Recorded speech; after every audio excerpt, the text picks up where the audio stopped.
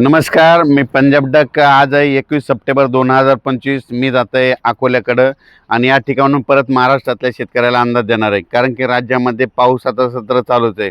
तर हे पाऊस कधीपर्यंत राहणार आहे? तर सांगायचं झालं तर आज 21, 22, 23च्या दरम्यान तुम्हाला सांगू इच्छितो की मराठवाड्यामध्ये आणि पश्चिम महाराष्ट्रात पाऊसमात्रा हे सत्र 2-3 दिवस आणखीन चालूच राहणार आहे.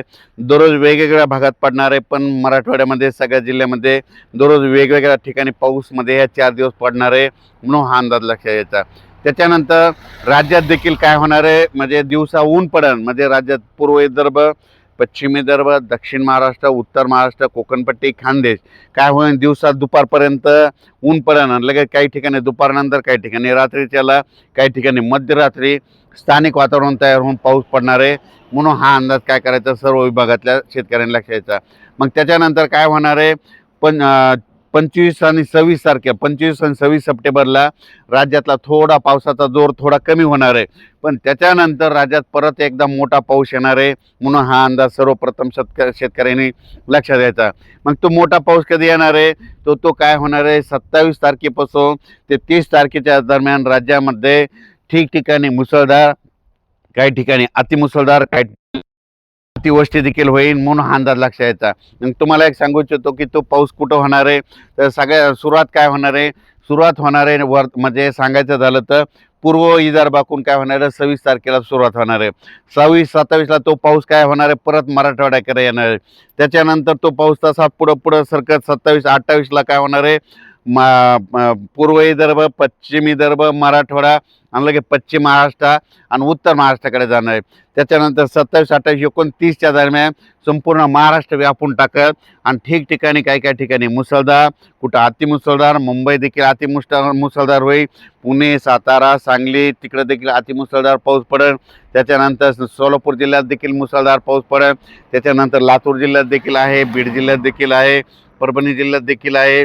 त्याच्यानंतर जालना, नांदेड, संभाजीनगर, म्हणजे सांगायचं झालं तर जिल्ह्यामध्ये 2-4 म्हणजे खूप ठिकाणी जोराचा पाऊस, कुठं अतिमुसळधार, कुठं रिमझिम असा पाऊस पडणार आहे. म्हणून हा अंदाज लक्षात घ्यायचा.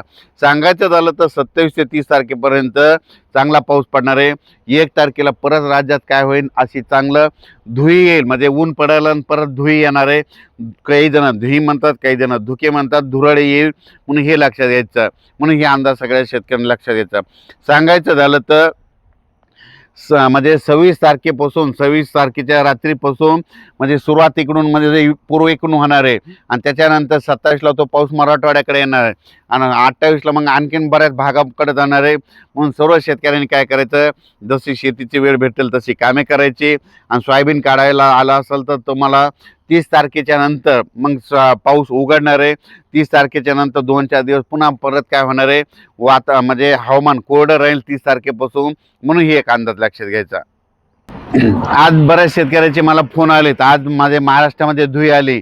मग ही धुई आल्यावर पाऊस जातो का? तुम्हाला एक सांगू इच्छितो, ही जी धुई आहे ही म्हणजे जी पानधुई असली, समजा पत्रावून जर पाणी गळालं, पत्रावून पाणी टिपकलं की त्या दिवशी पाऊस येत नसतो.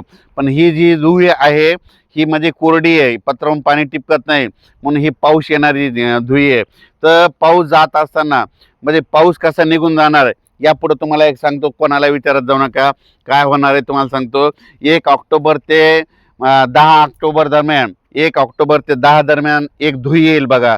त्या धुईमध्ये काय होईल, इतकी जोराची धुई असेल, त्या धुईमध्ये काय होतं, जे झाडं आहेत, झाडाव पिकाव कुठं पण असे जाळे जाळे दिसतात बघा. मग ती जाळे धुई आली की तुम्ही म्हणायचं कंप्लीट 12 दिवसांना आता पाऊस निघून जाण्याच्या तयारीत आहे. म्हणून हे अंदाज तुम्हाला धुई देणार आहे. म्हणून तुम्ही काय करा, 1 ऑक्टोबरपासून ते 12 ऑक्टोबरच्या दरम्यान एकदा राज्यात धुई येईल. ती मोठी धुई आल्याच्या नंतर जाळे समजा पिकावर तुमच्या पडले, झाडावर पडले, कुठं जाळे दिसू लागले, असे जाळे जाळे दिसू लागतात. जाळे धुई त्याला म्हणतात. जाळे धुई आली की लगेच पाऊस निघून जायचं. कंप्लीट 12 दिवसांना तिथून पाऊस निघून जायला तयारी करतो. म्हणून हे सगळ्यांनी लक्षात घ्यायचं. आणि हे आज जी धुई आली ती कोरडी धुई आहे, म्हणजे पानधुई नाही. पाणी जास्त ह्या धुईमध्ये, तर काय होतं, ही धुई आल्याच्या नंतर गाड्यावर पाणी राहतं, पत्रावून पाणी टिपकतं, पत्रावून पाणी टिपकू लागलं, गाड्यावर पाणी साचलं तर काय होतं त्या दिवशी पाऊस येत नाही. पण ही कोरडी धुळी आहे म्हणल्यावर कोरडी धुळी म्हणलं की पाऊस येतो. म्हणून हे एक सगळ्यांना निसर्गाचं एक कारण लक्षात येतं. राज्यात आता ना 1 ऑक्टोबर ते 10 ऑक्टोबरच्या दरम्यान एक जाळी धुळी येईल आणि जाळी धुळी आले की कंप्लीट तिथून 12 दिवसाला पाऊस निघून जातो. म्हणून हे एक सगळ्यांनी लक्षात घ्यायचं. पण राज्यात मात्र 26 तारखेपासून ते 29 तारखेपर्यंत ठिकठिकाणी जोराचा पाऊस पडणार आहे. पूर्व विदर्भामध्ये 6, पश्चिम विदर्भामध्ये 11, म्हणजे 26, 27, 28च्या दरम्यान पूर्व आणि पश्चिम विदर्भामध्ये काही ठिकाणी मोठा पाऊस पडणार आहे. म्हणून पूर्व आणि पश्चिम विदर्भातल्या जिल्ह्यातल्या तालुक्यातल्या शेतकऱ्यांनी स्वतःच्या पाळीव प्राण्याची काळजी घ्यायची, कारण की त्याच्यामध्ये विजाचं प्रमाण जास्त राहणार आहे. म्हणून हे अंदाज लक्षात घ्यायचा.